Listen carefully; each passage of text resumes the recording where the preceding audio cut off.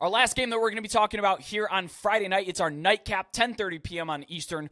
We have number 16 Utah, a 6.5-point road favorite at Arizona State. This game carries an over-under of 45.5 points. Big question, does Cam Rising play? No one knows. I don't know that Rising knows. He was cleared medically, and then a game time decision, and then probable, and then hopeful. It's just, I'm done playing that game with Cam Rising. I'm not going to try to speculate or try to make an angle on a play whether I think he's going to play or not, because we've dealt with this for 2+ years now. So I'm kind of over that. Isaac Wilson, though, brother of Zach Wilson, of course, he's been just ineffective against power competition. Of course, he's a backup quarterback, but he's just been bad. 2 touchdowns, 4 picks, about 50% completion against Oklahoma State and Arizona. Look, we're just back to last year's Utah team, a team that's going to rely on defense, run the ball, banged up, doesn't score a lot. As long as Rising is sidelined, if he returns and is fully healthy, that's a different story. But on the other side, Arizona State, how about them? 4-1. I think that's one of the bigger surprises on the season here to see that. And their only loss in the year was to a pretty good Texas Tech that's 5-1 in their own right. And their best win on their resume is a win at Texas State. Not looking as good as maybe we thought in the moment, but it's still a solid win. They beat Kansas. Kansas have fallen apart. But four of 5 of these games have been 1-score finishes. The lone difference is when they beat the heck out of a very, very bad Wyoming team in week 1.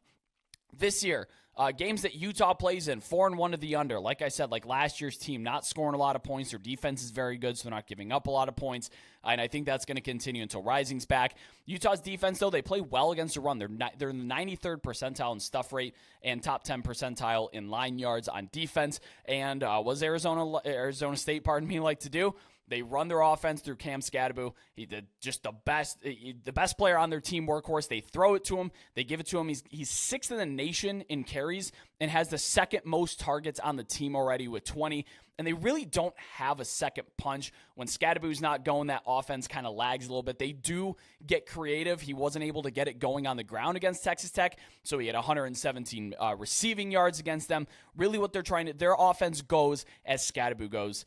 But their offensive line, Arizona State's that is, has just been an issue with pass pro. They're bottom 35 in pressures allowed. So all that said, bad offense in Utah, until Rising gets back and is healthy.